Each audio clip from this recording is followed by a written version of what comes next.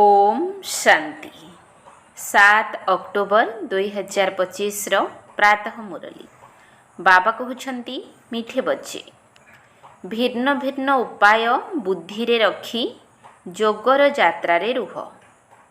एही पुराणा दुनिया को भूली निजर स्वीट होम अर्थात शांतिधाम एवं नुआ दुनिया को मने पकाओ। भिन्न भिन्न उपाय बुद्धि रे रखी जोगर यात्रारे रुह। एही पुराणा दुनिया को भूली निजर स्वीट होम अर्थात शांतिधाम एवं नुआ दुनिया को मने पकाओ। प्रश्न केउ कर्तव्य अथवा पुरुषार्थ एबे ही होई थाए सारा कल्परे हुए नहीं। केउ कर्तव्य अथवा पुरुषार्थ एबे ही होई थाए सारा कल्परे हुए नहीं। उत्तर जोगर यात्रारे रही आत्मा को पावन करिवार पुरुषार्थ समग्र विश्व को पतितरु पावन करिवार कार्य सारा कल्परे केवल एही संगम समय रे ही होई थाए। एही कार्यर पुनरावृत्ति प्रति कल्परे हेउछि तुमे पिलामाने एही अनादि अविनाशी ड्रामार आश्चर्यजनक रहस्य को भल भावरे बुझुछ। ओम शांति। आत्मिक पिता बसी आत्मिक संतान मानकु बुझाउछंती। तेणु आत्मिक पिला मानकु देही अभिमानी किंबा आत्म अभिमानी स्थिति रे रही निश्चय बुद्धि होई बसिबा किंबा सुनिबा आवश्यक। बाबा बुझाइछंती जे आत्मा ही सुनी थाए एही कर्मेंद्रिय माध्यम रे एही कथा पक्का स्मृति रे रहू। सद्गति एवं दुर्गतिर चक्र संबंधी ज्ञान समस्तंक बुद्धि रे रहिबा दरकार। जेउथिरे ज्ञान एवं भक्ति सबु आसी जाई थाए। चालिला बुलिला बेले मध्य बुद्धि रे एही ज्ञान रहू। ज्ञान एवं भक्ति सुख एवं दुख दिन एवं रात्रिर खेल किपरि चालुछि। आमे 84 जन्मर चक्र रे आसुछु। बाबांकर ए सबु कथा मने अछि। तेणु पिलामानको मध्य स्मृति रे रखिबार पुरुषार्थ कराउछंती। एहा द्वारा तुमर विकर्म मध्य विनाश हेउछि एवं तुमे राज्य पद मध्य प्राप्त करूछ। जानुछ जे एही पुराणा दुनिया तो एबे समाप्त हेबो। जेपरि कौनसी पुराणा घर थाए एवं अन्य एक घर नुआ तैयारी करा जाए। तेबे मन भितरे निश्चय रही थाए जे एबे आमे नुआ घर को जीवु। घर तैयारी हेबा पाई केबे केबे वर्षे 2 वर्ष मध्य लागी जाई थाए। जेपरि नुआ दिल्ली रे सरकारंकर घर इत्यादि तैयारी हेले सरकार निश्चित चाहिबे जे आमे नुआ दिल्ली को स्थानांतरित होई जीवु। सेहीपरि तुमे पिलामाने मध्य जानुछ जे एहा बेहद्र पुराणा दुनिया अटे। एबे नुआ दुनिया को जीवाकु हेबो। सेथिपाई बाबा बताउछंती एभली एभली जुक्ति रे बुद्धि को स्मरणर यात्रा रे रखिबाकु हेबो। आमको एबे घर को जीवाकु हेबो। तेणु सही स्वीट होम अर्थात शांति धाम को मने पकाइबाकु हेबो। जहा पाई मनुष्य माने आजि पर्यंत बहुत प्रयत्न करि आसिछंती। एकथा मध्य बाबा मीठा मीठा पिला मानकु बुझाइछंती जे एही दुख धाम एबे शेष हेबो। जदिও तुमे एठारे रहिछ परंतु एही पुराणा दुनिया तुमको पसंद नुहे। आमको पुणी नुआ दुनिया को जीवाकु हेबो। जदिও आगरु कोनोसी चित्र आदि नथिला तथापि तुमे जानिछ जे एबे पुराणा दुनियार अंतिम समय। एबे आमे नुआ दुनिया को जीवु। भक्ति मार्ग रे तो केते ढेर चित्र रहिछि ता तुलना रे तुमर तो बहुत कम चित्र रहिछि। तुमर एहा ज्ञान मार्गर चित्र एवं से सबु हेला भक्ति मार्गर चित्र। चित्र आधार रे ही भक्ति करा जाई थाए। तुमर तो एहा वास्तव चित्र अटे। एणु तुमे बुझाई पारिबो जे भूल कौन ठीक कौन। बाबा को कुहा जाए नॉलेजफुल अर्थात ज्ञानर भंडार। तुमठारे एही ज्ञान रहिछि। तुमे जानुछ जे आमे सारा कल्परे केते जन्म नेइछु। एही चक्र किपरि घुरुछि। तुमको निरंतर बाबांकर स्मृति एवं एही ज्ञान रे रहिबार अछि। बाबा तुमको रचयिता एवं रचनार संपूर्ण ज्ञान देइछंती। ତେଣୁ ବାବାଙ୍କର ମଧ୍ୟ ସ୍ମୃତି ରହୁଛି। ବାବା ବୁଝାଉଛନ୍ତି ଯେ ମୁଁ ହେଉଛି ତୁମର ପିତା, ଶିକ୍ଷକ, ସଦ୍ଗୁରୁ। ତୁମେ କେବଳ ଏକଥା ବୁଝାଅ ଯେ ବାବା କହୁଛନ୍ତି ତୁମେ ମୋତେ ପତିତ ପାବନ, ମୁକ୍ତିଦାତା ଓ ପଥ ପ୍ରଦର୍ଶକ କହୁଛ ନା? ତେବେ କେଉଁ ପଥର ପଥ ପ୍ରଦର୍ଶକ? ଶାନ୍ତିଧାମ ବା ମୁକ୍ତିଧାମର? ବାବା ନିଶ୍ଚିତ ଭାବରେ ସେଠାକୁ ନେଇଯିବେ। ପିଲାମାନଙ୍କୁ ପାଠ ପଢ଼ାଇ ସବୁକିଛି ଶିଖାଇ ଗୁଲଗୁଲ ସୁନ୍ଦର କରି ଘରକୁ ନିଶ୍ଚିତ ନେଇଯିବେ। ବାବାଙ୍କ ବ୍ୟତୀତ କେହି ବି ଘରକୁ ନେଇଯାଇପାରିବେ ନାହିଁ। ଯଦିଓ କେହି କେତେ ବି ତତ୍ତ୍ୱଜ୍ଞାନୀ କିମ୍ବା ବ୍ରହ୍ମଜ୍ଞାନୀ ହୋଇଥାନ୍ତୁ, କିନ୍ତୁ ସେମାନେ ଭାବନ୍ତି ଆମେ ବ୍ରହ୍ମରେ ଲୀନ ହୋଇଯିବୁ। କିନ୍ତୁ ତୁମର ବୁଦ୍ଧିରେ ଅଛି ଯେ ଶାନ୍ତିଧାମ ତ ଆମର ଘର, ସେଠାକୁ ଯାଇ ପୁଣି ଆମେ ପ୍ରଥମେ ନୂଆ ଦୁନିଆକୁ ଆସିବୁ। ସେମାନେ ସମସ୍ତେ ପରେ ଆସିବେ। ତୁମେ ଜାଣୁଛ ଯେ ଅନ୍ୟ ଧର୍ମ ସବୁ କିପରି କ୍ରମାନୁସାରେ ଆସୁଛନ୍ତି। ସତ୍ୟଯୁଗ ଏବଂ ତ୍ରେତୟା ଯୁଗରେ କାହାର ରାଜ୍ୟ ଥିଲା? ସେମାନଙ୍କର ଧର୍ମଶାସ୍ତ୍ର କ'ଣ? ସୂର୍ଯ୍ୟବଂଶୀ ଚନ୍ଦ୍ରବଂଶୀମାନଙ୍କର ଶାସ୍ତ୍ର ତ ଗୋଟିଏ, କିନ୍ତୁ ଭକ୍ତି ମାର୍ଗର ଗୀତାଶାସ୍ତ୍ର କିଛି ସତ୍ୟ ନୁହେଁ। ତୁମକୁ ଯେଉଁ ଜ୍ଞାନ ମିଳୁଛି ତାହା ତ ଏହିଠାରେ ହିଁ ଲୋପ ପାଇଯାଉଛି। ସେଠାରେ ଅର୍ଥାତ୍ ସ୍ୱର୍ଗରେ କୌଣସି ଶାସ୍ତ୍ର ଆଦି ନାହିଁ। ଦ୍ୱାପର ଯୁଗରୁ ଯେଉଁ ଧର୍ମ ସବୁ ଆସୁଛି ସେମାନଙ୍କର ଶାସ୍ତ୍ର ପ୍ରଚଳିତ ହୋଇ ଆସୁଛି। ଏବେ ପୁଣି ଗୋଟିଏ ଧର୍ମର ସ୍ଥାପନା ହେଉଛି ତ ବାକି ସବୁ ଧର୍ମ ବିନାଶ ହୋଇଯିବ। କହୁଛନ୍ତି ଏକ ରାଜ୍ୟ, ଏକ ଧର୍ମ, ଏକ ଭାଷା, ଏକ ମତ ହେଉ।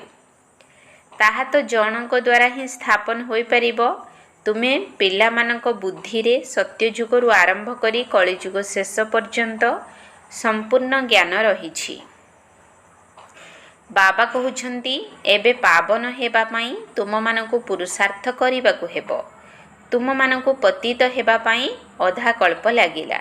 ବାସ୍ତବରେ ପୁରା କଳ୍ପ କୁହାଯିବ। କାରଣ ଏହି ଯୋଗର ଯାତ୍ରା ତ ତୁମେମାନେ ବର୍ତ୍ତମାନ ହିଁ କରୁଛ। ସେଠାରେ ଏସବୁ ନାହିଁ। ଦେବତାମାନେ ପତିତରୁ ପାବନ ହେବାର ପୁରୁଷାର୍ଥ କରିନଥାନ୍ତି। ସେମାନେ ପ୍ରଥମେ ରାଜଯୋଗର ଶିକ୍ଷା ଆଧାରରେ ଏହିଠାରେ ହିଁ ପାବନ ହୋଇ ସେଠାକୁ ଯାଇଥାନ୍ତି। ତାହାକୁ କୁହାଯାଏ ସୁଖଧାମ। ତୁମେ ଜାଣୁଛ ଯେ ସାରା କଳ୍ପରେ କେବଳ ଏବେ ହିଁ ଆମେ ଯୋଗର ଯାତ୍ରାର ପୁରୁଷାର୍ଥ କରୁଛୁ। ପୁଣି ଏହି ପୁରୁଷାର୍ଥ ଅଥବା ପତିତ ଦୁନିଆକୁ ପାବନ କରିବା ପାଇଁ ଯେଉଁ କାର୍ଯ୍ୟ ଚାଲୁଛି ତାହାର ପୁଣି କଳ୍ପ ପରେ ପୁନରାବୃତ୍ତି ହେବ। ଚକ୍ର ତ ନିଶ୍ଚିତ ଲଗାଇବାକୁ ହେବ। ତୁମମାନଙ୍କ ବୁଦ୍ଧିରେ ରହିଛି ଯେ ଏହା ନାଟକ ଅଟେ। ସମସ୍ତ ଆତ୍ମା ଏହି ନାଟକରେ ପାର୍ଟଧାରୀ ଅଟନ୍ତି। ଆତ୍ମା ଭିତରେ ଅବିନାଶୀ ପାର୍ଟ ଭରି ହୋଇ ରହିଛି। ଯେପରି ଦୁନିଆର ଡ୍ରାମା ସବୁ ଚାଲୁଛି, ସେହି ଫିଲ୍ମ ପୁରୁଣା ଘସରା ହୋଇଯାଇଥାଏ, କିନ୍ତୁ ଏହା ହେଲା ଅବିନାଶୀ। ଏହା ମଧ୍ୟ ଆଶ୍ଚର୍ଯ୍ୟ ଅଟେ, କେତେ ଛୋଟ ଆତ୍ମାରେ ସାରା ପାର୍ଟ ଭରି ହୋଇ ରହିଛି। ବାବା ତୁମକୁ କେତେ ଗହନ ଗହନ ସୂକ୍ଷ୍ମ କଥା ସବୁ ବୁଝାଉଛନ୍ତି। ଯଦି କେହି ଶୁଣୁଛନ୍ତି ତେବେ କହୁଛନ୍ତି ଏହା ତ ବଡ଼ ଆଶ୍ଚର୍ଯ୍ୟଜନକ କଥା। ଆତ୍ମା କ'ଣ ତାହା ଆମେ ଏବେ ଜାଣିଲୁ। ଶରୀରକୁ ତ ସମସ୍ତେ ଜାଣିଛନ୍ତି। ଡାକ୍ତରମାନେ ତ ମନୁଷ୍ୟମାନଙ୍କର ହାର୍ଟକୁ ମଧ୍ୟ ବାହାର କରି ପୁନର୍ବାର ରୋପଣ କରିଦେଉଛନ୍ତି। ପରନ୍ତୁ ଆତ୍ମା ବିଷୟରେ କେହି କିଛି ବି ଜାଣିନାହାନ୍ତି। ଆତ୍ମା ପତିତରୁ ପାବନ କିପରି ହେଉଛି ଏକଥା ମଧ୍ୟ କେହି ଜାଣିନାହାନ୍ତି। ପତିତ ଆତ୍ମା, ପାବନ ଆତ୍ମା, ମହାନ ଆତ୍ମା ବୋଲି କହିଥାନ୍ତି ନା।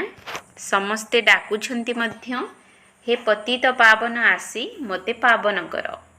କିନ୍ତୁ ଆତ୍ମା କିପରି ପାବନ ହେବ ସେଥିପାଇଁ ଅବିନାଶୀ ଡାକ୍ତର ଦରକାର। ବାବା ଯିଏକି ପୁନର୍ଜନ୍ମ ରହିତ ଅଟନ୍ତି ତାଙ୍କୁ ହିଁ ଆତ୍ମା ଡାକିଥାଏ। ଆତ୍ମାକୁ ପବିତ୍ର କରିବାର ଔଷଧ ବାବାଙ୍କ ପାଖରେ ହିଁ ଅଛି। ତେଣୁ ତୁମମାନଙ୍କର ଲୋମ ଖୁସିରେ ଟାଙ୍କୁରି ଉଠିବା ଦରକାର। ତୁମମାନଙ୍କୁ ଭଗବାନ ପାଠ ପଢ଼ାଉଛନ୍ତି, ତେଣୁ ନିଶ୍ଚିତ ତୁମକୁ ଭଗବାନ ଭଗବତୀ କରିବେ। ଭକ୍ତି ମାର୍ଗରେ ଏହି ଲକ୍ଷ୍ମୀ ନାରାୟଣଙ୍କୁ ଭଗବାନ ଭଗବତୀ ହିଁ କୁହାଯାଏ। ତେବେ ଯେପରି ରାଜାରାଣୀ ସେହିପରି ପ୍ରଜା ହେବେ ନା। ବାବା ଆମକୁ ନିଜ ସମାନ ପବିତ୍ର ମଧ୍ୟ କରୁଛନ୍ତି। ଜ୍ଞାନର ସାଗର ବି କରୁଛନ୍ତି, ପୁଣି ନିଜଠାରୁ ମଧ୍ୟ ଅଧିକ ବିଶ୍ୱର ମାଲିକ କରୁଛନ୍ତି। ପବିତ୍ର ଅପବିତ୍ରର ସମ୍ପୂର୍ଣ୍ଣ ପାର୍ଟ ତୁମକୁ ବଜାଇବାକୁ ପଡ଼ିଥାଏ। ତୁମେ ଜାଣୁଛ ଯେ ବାବା ଆସିଛନ୍ତି ପୁଣି ଥରେ ଆଦି ସନାତନ ଦେବୀ ଦେବତା ଧର୍ମର ସ୍ଥାପନା କରିବା ପାଇଁ। ଯାହା ପାଇଁ କହିଥାନ୍ତି ଏହି ଧର୍ମ ପ୍ରାୟ ଲୋପ ହୋଇଯାଇଛି, ତାକୁ କଲିକତାର ବରଗଛ ସହିତ ତୁଳନା କରାଯାଇଛି। ଅନେକ ଶାଖା ବାହାରୁଛି, କିନ୍ତୁ ତାର ମୂଳ ବିଲକୁଲ ନାହିଁ। ଏଠାରେ ମଧ୍ୟ ଅନେକ ଧର୍ମର ଶାଖା ସବୁ ବାହାରିଛି, ମୁଖ୍ୟ କାଣ୍ଡ ଦେବତା ଧର୍ମ ନାହିଁ, ପ୍ରାୟ ଲୋପ ହୋଇଯାଇଛି। ବାବା କହୁଛନ୍ତି ସେହି ଦେବତା ଧର୍ମ ଅଛି, କିନ୍ତୁ ଧର୍ମର ନାମ ପରିବର୍ତ୍ତନ କରିଦେଇଛନ୍ତି। ପବିତ୍ର ନଥିବା କାରଣରୁ ନିଜକୁ ଦେବତା କହିପାରୁନାହାନ୍ତି। ନଥିଲେ ତ ବାବା ଆସି ରଚନା କରିବେ। ଏବେ ତୁମେ ଜାଣୁଛ ଯେ ଆମେ ପବିତ୍ର ଦେବତା ଥିଲୁ, ଏବେ ପତିତ ହୋଇଯାଇଛୁ। ସୃଷ୍ଟିର ପ୍ରତ୍ୟେକ ଜିନିଷ ଏହିପରି ହୋଇଥାଏ। ତୁମମାନଙ୍କୁ ଏକଥା ଭୁଲିଯିବା ଉଚିତ ନୁହେଁ। ତେବେ ପ୍ରଥମ ଏବଂ ମୁଖ୍ୟ ଲକ୍ଷ୍ୟ ହେଲା ବାବାଙ୍କୁ ମନେ ପକାଇବା, ଯାହାଦ୍ୱାରା ଆତ୍ମା ପବିତ୍ର ହୋଇପାରିବ। ଏହିପରି ସମସ୍ତେ କୁହନ୍ତି ଆମକୁ ପବିତ୍ର କର। ଏପରି କେହି କୁହନ୍ତି ନାହିଁ ଯେ ଆମକୁ ରାଜାରାଣୀ କର। ତେଣୁ ତୁମମାନଙ୍କର ବହୁତ ନିଶା ରହିବା ଦରକାର।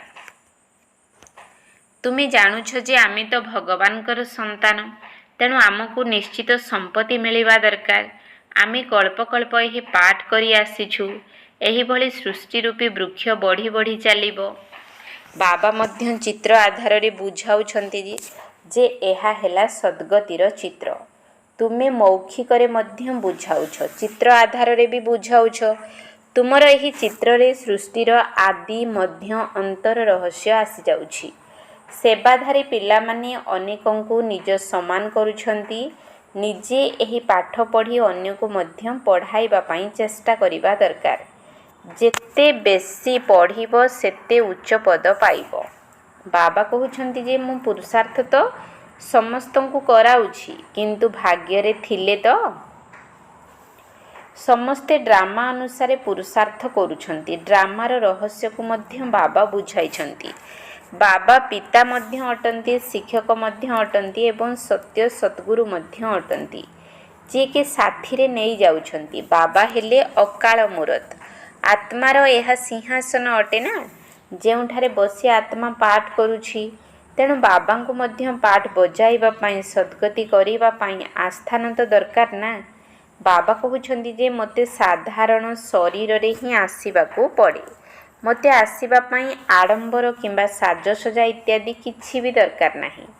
ସେହି ଗୁରୁମାନଙ୍କର ଶିଷ୍ୟମାନେ ତ ଗୁରୁଙ୍କ ପାଇଁ ସୁନାର ସିଂହାସନ, ମହଲ ଆଦି ତିଆରି କରିଦିଅନ୍ତି। ତୁମେ କ'ଣ ତିଆରି କରିବ? ତୁମେ ସନ୍ତାନ ବି ଅଟ ଏବଂ ଛାତ୍ର ମଧ୍ୟ ଅଟ। ତେଣୁ ତୁମେ ତାଙ୍କ ପାଇଁ କ'ଣ କରିବ? କେଉଁଠାରେ ତିଆରି କରିବ? ଏ ତ ସାଧାରଣ ଅଟନ୍ତି ନା। ପିଲାମାନଙ୍କୁ ଏକଥା ମଧ୍ୟ ବୁଝାଉଛନ୍ତି ଯେ ବେଶ୍ୟାମାନଙ୍କର ସେବା କର। ଗରିବମାନଙ୍କୁ ମଧ୍ୟ ଉଦ୍ଧାର କରିବାକୁ ହେବ। ପିଲାମାନେ ଚେଷ୍ଟା ବି କରୁଛନ୍ତି, ବନାରସକୁ ମଧ୍ୟ ଯାଇଛନ୍ତି। ସେମାନଙ୍କୁ ତୁମେ ଉଠାଇଲେ କହିବେ ବାଃ, ବିକେମାନେ ତ ଚମତ୍କାର କରୁଛନ୍ତି। ବେଶ୍ୟାମାନଙ୍କୁ ମଧ୍ୟ ଏମାନେ ଜ୍ଞାନ ଦେଉଛନ୍ତି। ସେମାନଙ୍କୁ ମଧ୍ୟ ବୁଝାଇବା ଦରକାର ଯେ ଏବେ ତୁମେ ଏହି ଧନ୍ଦା ଛାଡ଼ି ଶିବାଳୟର ମାଲିକ ହୁଅ। ଏହି ଜ୍ଞାନକୁ ନିଜେ ଶିଖି ଅନ୍ୟକୁ ମଧ୍ୟ ଶିଖାଅ। ବେଶ୍ୟାମାନେ ମଧ୍ୟ ଅନ୍ୟମାନଙ୍କୁ ଶିଖାଇ ପାରିବେ। ନିଜେ ଶିଖି ହୁସିଆର ଅର୍ଥାତ୍ ଚତୁର ହୋଇଗଲେ ପୁଣି ନିଜର ଅଫିସରମାନଙ୍କୁ ମଧ୍ୟ ବୁଝାଇବେ। ହଲରେ ଚିତ୍ର ଆଦି ରଖି ବୁଝାଇଲେ ତ ସମସ୍ତେ କହିବେ ବାଃ, ବେଶ୍ୟାମାନଙ୍କୁ ଶିବାଳୟବାସୀ କରିବା ପାଇଁ ଏହି ବିକେ ନିମିତ୍ତ ହୋଇଛନ୍ତି। ପିଲାମାନଙ୍କୁ ସେବା କରିବା ପାଇଁ ବିଚାର କରିବା ଦରକାର। ତୁମ ଉପରେ ବହୁତ ଦାୟିତ୍ୱ ରହିଛି। ତୁମମାନଙ୍କୁ ଅହଲ୍ୟା, କୁବ୍ଜା, ଶବରୀ, ଗଣିକା ଅର୍ଥାତ୍ ବେଶ୍ୟାମାନଙ୍କର ମଧ୍ୟ ଉଦ୍ଧାର କରିବାକୁ ହେବ। ଗାୟନ ମଧ୍ୟ ରହିଛି ଯେ ସାଧୁମାନଙ୍କର ଉଦ୍ଧାର କରିଛନ୍ତି। ଏକଥା ତ ଜାଣୁଛ ଯେ ସାଧୁମାନଙ୍କର ଉଦ୍ଧାର ଶେଷ ସମୟରେ ହେବ। ଯଦି ସେମାନେ ଏବେ ତୁମର ହୋଇଯିବେ, ତେବେ ଭକ୍ତି ମାର୍ଗ ହିଁ ଶେଷ ହୋଇଯିବ, ବିପ୍ଳବ ହୋଇଯିବ। ସନ୍ନ୍ୟାସୀମାନେ ନିଜର ଆଶ୍ରମ ଛାଡ଼ିଦେବେ, କହିବେ ବାସ୍ ଆମେ ହାରିଗଲୁ। ଏସବୁ ଅନ୍ତିମ ସମୟରେ ହେବ। ବାବା ନିର୍ଦ୍ଦେଶ ଦେଉଛନ୍ତି ଏଭଳି ଏଭଳି କର। ବାବା ତ ବାହାରକୁ କୁଆଡ଼େ ଯାଇପାରିବେ ନାହିଁ। ବାବା କହିବେ ପିଲାମାନଙ୍କ ଠାରୁ ଯାଇ ଶିଖ। ବୁଝାଇବାର ଯୁକ୍ତି ତ ବାବା ସବୁ ପିଲାମାନଙ୍କୁ ଶିଖାଉଛନ୍ତି। ଏଭଳି କାର୍ଯ୍ୟ କରି ଦେଖାଅ ଯେପରି ମନୁଷ୍ୟମାନଙ୍କ ମୁଖରୁ ବାହା ବାହା ବାହାରିବ। ଗାୟନ ମଧ୍ୟ ରହିଛି ଯେ ଭଗବାନ ଶକ୍ତିମାନଙ୍କୁ ଜ୍ଞାନର ଅସ୍ତ୍ରଶସ୍ତ୍ରରେ ଭରପୁର କରିଥିଲେ। ଏହା ହେଲା ଜ୍ଞାନର ବାଣ। ତୁମେ ଜାଣୁଛ ଯେ ଏହି ବାଣ ତୁମକୁ ଏ ଦୁନିଆରୁ ସେ ଦୁନିଆକୁ ନେଇଯାଉଛି। ତେଣୁ ତୁମମାନଙ୍କୁ ବହୁତ ବିଶାଳ ବୁଦ୍ଧି ହେବାକୁ ପଡ଼ିବ। ଯଦି ଗୋଟିଏ ଜାଗାରେ ମଧ୍ୟ ତୁମର ନାମ ବିଖ୍ୟାତ ହୋଇଗଲା, ସରକାରଙ୍କୁ ଜଣା ପଡ଼ିଗଲା, ତେବେ ତୁମର ବହୁତ ପ୍ରଭାବ ପଡ଼ିବ। ଗୋଟିଏ ଜାଗାରୁ କେହି ଯଦି 5-7 ଜଣ ଅଫିସର ବାହାରି ପଡ଼ିଲେ, ତେବେ ସେମାନେ ଖବରକାଗଜରେ ପ୍ରକାଶ କରିବାକୁ ଲାଗିଯିବେ। ସେମାନେ କହିବେ ଏହି ବିକେମାନେ ବେଶ୍ୟାମାନଙ୍କୁ ମଧ୍ୟ ତାଙ୍କର ଧନ୍ଦା ଛଡ଼େଇ ଶିବାଳୟର ମାଲିକ କରୁଛନ୍ତି। ବହୁତ ବାହା ବାହା କରିବେ ଏବଂ ଧନ ସମ୍ପତ୍ତି ମଧ୍ୟ ଆଣି ଅର୍ପଣ କରିଦେବେ। ତୁମେ ଧନ କ'ଣ କରିବ? ତୁମେ ତ ବଡ଼ ବଡ଼ ସେଣ୍ଟର ଇତ୍ୟାଦି ଖୋଲିବ। ଧନ ସାହାଯ୍ୟରେ ଚିତ୍ର ଆଦି ତିଆରି କରାଯାଇଥାଏ। ଏସବୁ ଦେଖି ମନୁଷ୍ୟ ବହୁତ ଆଶ୍ଚର୍ଯ୍ୟ ହେବେ। କହିବେ ସର୍ବପ୍ରଥମେ ତ ତୁମକୁ ପୁରସ୍କାର ଦେବା ଉଚିତ। ସରକାରୀ ଭବନରେ ମଧ୍ୟ ତୁମର ଚିତ୍ର ରଖିବେ। ଏହା ଉପରେ ବହୁତ ପ୍ରଭାବିତ ହେବେ। ତେବେ ମନରେ ଆଗ୍ରହ ରହିବା ଦରକାର ଯେ ମନୁଷ୍ୟମାନଙ୍କୁ ଦେବତା କିପରି କରିବୁ। ଏକଥା ମଧ୍ୟ ଜାଣୁଛ ଯେ ଯେଉଁମାନେ କଳ୍ପ ପୂର୍ବେ ଏହି ଜ୍ଞାନ ନେଇଥିଲେ ସେହିମାନେ ହିଁ ନେବେ। ଏତେ ଧନ ସମ୍ପତ୍ତି ଆଦି ସବୁ କିଛି ଛାଡ଼ିଦେବେ, ତାହା ତ ବହୁତ କଷ୍ଟକର କଥା। ବାବା କହୁଛନ୍ତି ମୋର ନିଜର ଘର ବାଡ଼ି ମିତ୍ର ସମ୍ବନ୍ଧୀ ଆଦି କେହି ବି ନାହାନ୍ତି। ମୋର କ'ଣ ବା ମନେ ପଡ଼ିବ? କେବଳ ବାବା ଏବଂ ତୁମ ପିଲାମାନଙ୍କ ବ୍ୟତୀତ ମୋର ଆଉ କିଛି ନାହିଁ। ସବୁ କିଛି ଅଦଳ ବଦଳ କରିଦେଇଛି। ବାକି ବୁଦ୍ଧି କେଉଁଆଡ଼େ ଯିବ? ବାବାଙ୍କୁ ରଥ ଦେଇଦେଇଛି। ଯେପରି ତୁମେ ସେହିପରି ମୁଁ ମଧ୍ୟ ପାଠ ପଢ଼ୁଛି। କେବଳ ରଥ ବାବାଙ୍କୁ ଭଡ଼ାରେ ଦେଇଛି। ତୁମେ ଜାଣୁଛ ଯେ ଆମେ ପ୍ରଥମେ ସୂର୍ଯ୍ୟବଂଶୀ କୂଳରେ ଆସିବା ପାଇଁ ପୁରୁଷାର୍ଥ କରୁଛୁ। ଏହା ହେଲା ନରରୁ ନାରାୟଣ ହେବାର କଥା। ତୃତୀୟ ନେତ୍ର ଆତ୍ମାକୁ ମିଳୁଛି। ଆମେ ଆତ୍ମା ପାଠ ପଢ଼ି ଜ୍ଞାନ ଶୁଣି ଦେବତା ହେଉଛୁ। ପୁଣି ସେହିଭଳି ରାଜାମାନଙ୍କର ରାଜା ହେବୁ। ଶିବ ବାବା କହୁଛନ୍ତି ମୁଁ ତୁମକୁ ଡବଲ ମୁକୁଟଧାରୀ କରୁଛି। ଡ୍ରାମା ଅନୁସାରେ କଳ୍ପ ପୂର୍ବ ଭଳି ତୁମର ଏବେ ବୁଦ୍ଧି କେତେ ଖୋଲି ଯାଇଛି। ଏବେ ଯୋଗର ଯାତ୍ରାରେ ମଧ୍ୟ ରହିବାକୁ ହେବ ଏବଂ ସୃଷ୍ଟିଚକ୍ରକୁ ମଧ୍ୟ ମନେ ପକାଇବାକୁ ହେବ। ପୁରୁଣା ଦୁନିଆକୁ ବୁଦ୍ଧିରୁ ଭୁଲିବାକୁ ପଡ଼ିବ। ଆଚ୍ଛା, ମିଠା ମିଠା ଶିଖିଲଧେ ସନ୍ତାନମାନଙ୍କ ପ୍ରତି ମାତା ପିତା ବାପ ଦାଦାଙ୍କର ମଧୁର ସ୍ନେହ ସମ୍ପନ୍ନ ଶୁଭେଚ୍ଛା ଏବଂ ସୁପ୍ରଭାତ। ଆତ୍ମିକ ପିତାଙ୍କର ଆତ୍ମିକ ସନ୍ତାନମାନଙ୍କୁ ନମସ୍ତେ। ଆତ୍ମିକ ସନ୍ତାନମାନଙ୍କର ଆତ୍ମିକ ବାପ ଦାଦାଙ୍କୁ ନମସ୍ତେ ନମସ୍ତେ ନମସ୍ତେ। ସୁପ୍ରଭାତ। ଧାରଣା ପାଇଁ ମୁଖ୍ୟ ସାର। 1 ନମ୍ବର ପଏଣ୍ଟ। ବୁଦ୍ଧିରେ ରହୁ ଯେ ଏବେ ଆମ ପାଇଁ ନୂଆ ଦୁନିଆର ସ୍ଥାପନା ହେଉଛି। ଏହି ପୁରୁଣା ଦୁଃଖର ଦୁନିଆ ବିନାଶ ହେଲା କି ହେଲା। ଏହି ଦୁନିଆକୁ ବିଲକୁଲ ପସନ୍ଦ କରିବାର ନାହିଁ। ବୁଦ୍ଧିରେ ରହୁ ଯେ ଏବେ ଆମ ପାଇଁ ନୂଆ ଦୁନିଆର ସ୍ଥାପନା ହେଉଛି। ଏହି ପୁରୁଣା ଦୁଃଖର ଦୁନିଆ ବିନାଶ ହେଲା କି ହେଲା। ଏହି ଦୁନିଆକୁ ବିଲକୁଲ ପସନ୍ଦ କରିବାର ନାହିଁ। 2 ନମ୍ବର ପଏଣ୍ଟ। ଯେପରି ବ୍ରହ୍ମା ବାବା ନିଜର ସବୁ କିଛି ବଦଳ କରିଦେଲେ, ଅର୍ଥାତ୍ ସେବାରେ ଲଗାଇ ଦେଲେ, ତେଣୁ ତାଙ୍କର ବୁଦ୍ଧି କେଉଁଆଡ଼େ ବି ଯାଉନାହିଁ। ସେହିପରି ତୁମମାନଙ୍କୁ ମଧ୍ୟ ଫଲୋ ଫାଦର ଅର୍ଥାତ୍ ବାବାଙ୍କୁ ଅନୁକରଣ କରିବାକୁ ହେବ। ହୃଦୟରେ କେବଳ ଏହି ଗୋଟିଏ ଇଚ୍ଛା ରହୁ ଯେ ମୋତେ ମନୁଷ୍ୟକୁ ଦେବତା କରିବାର ସେବା କରିବାର ଅଛି। ଏହି ବେଶ୍ୟାଳୟକୁ ଶିବାଳୟ କରିବାର ଅଛି। ଯେପରି ବ୍ରହ୍ମା ବାବା ନିଜର ସବୁ କିଛି ବଦଳ କରିଦେଲେ, ଅର୍ଥାତ୍ ସେବାରେ ଲଗାଇଦେଲେ, ତେଣୁ ତାଙ୍କର ବୁଦ୍ଧି କେଉଁଆଡ଼େ ବି ଯାଉନାହିଁ। ସେହିପରି ତୁମମାନଙ୍କୁ ମଧ୍ୟ ଫଲୋ ଫାଦର ଅର୍ଥାତ୍ ବାବାଙ୍କୁ ଅନୁକରଣ କରିବାକୁ ହେବ। ହୃଦୟରେ କେବଳ ଏହି ଗୋଟିଏ ଇଚ୍ଛା ରହୁ ଯେ ମୋତେ ମନୁଷ୍ୟକୁ ଦେବତା କରିବାର ସେବା କରିବାର ଅଛି। ଏହି ବେଶ୍ୟାଳୟକୁ ଶିବାଳୟ କରିବାର ଅଛି। ବରଦାନ। ଦେହ ଅଭିମାନର ରାଜକୀୟ ରୂପକୁ ଅର୍ଥାତ୍ ସୂକ୍ଷ୍ମ ରୂପକୁ ମଧ୍ୟ ସମାପ୍ତ କରୁଥିବା ସାକ୍ଷୀ ଏବଂ ଦ୍ରଷ୍ଟା ଭବ। ଦେହ ଅଭିମାନର ରାଜକୀୟ ରୂପକୁ ଅର୍ଥାତ୍ ସୂକ୍ଷ୍ମ ରୂପକୁ ମଧ୍ୟ ସମାପ୍ତ କରୁଥିବା ସାକ୍ଷୀ ଏବଂ ଦ୍ରଷ୍ଟା ଭବ। ଅନ୍ୟମାନଙ୍କର କଥାକୁ ସମ୍ମାନ ନ ଦେବା ବା କାଟିଦେବା, ଏହା ମଧ୍ୟ ଦେହ ଅଭିମାନର ରାଜକୀୟ ରୂପ ଅଟେ, ଯାହାକି ନିଜର ଏବଂ ଅନ୍ୟମାନଙ୍କର ଅପମାନ କରାଇଥାଏ।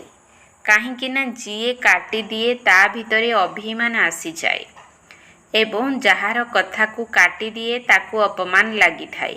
ସେଥିପାଇଁ ସାକ୍ଷୀଦ୍ରଷ୍ଟାର ବରଦାନକୁ ସ୍ମୃତିରେ ରଖି ଡ୍ରାମା ରୂପକ ଢାଲ ବା ଡ୍ରାମାର ନିୟମ ଅନୁସାରେ ପ୍ରତ୍ୟେକ କର୍ମ ଏବଂ ସଂକଳ୍ପ କରିବା ସହିତ ମୁଁ ପଣିଆର ଏହି ରାଜକୀୟ ରୂପକୁ ମଧ୍ୟ ସମାପ୍ତ କରି ସମସ୍ତ କଥାକୁ ସମ୍ମାନ ଦିଅ, ସ୍ନେହ ଦିଅ।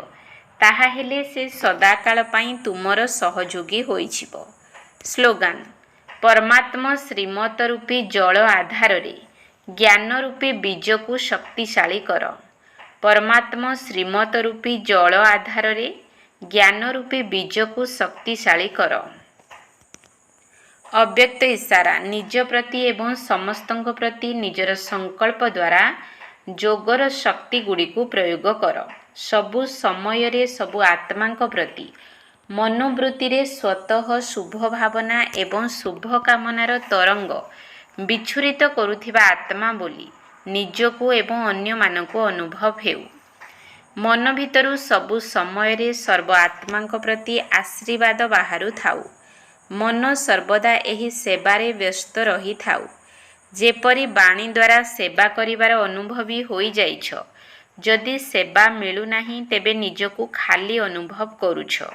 ସେହିପରି ସବୁ ସମୟରେ ବାଣୀର ସହିତ ମାନସିକ ସେବା ମଧ୍ୟ ସ୍ୱତଃ ହେଉଥାଉ। ଓମ୍ ଶାନ୍ତି।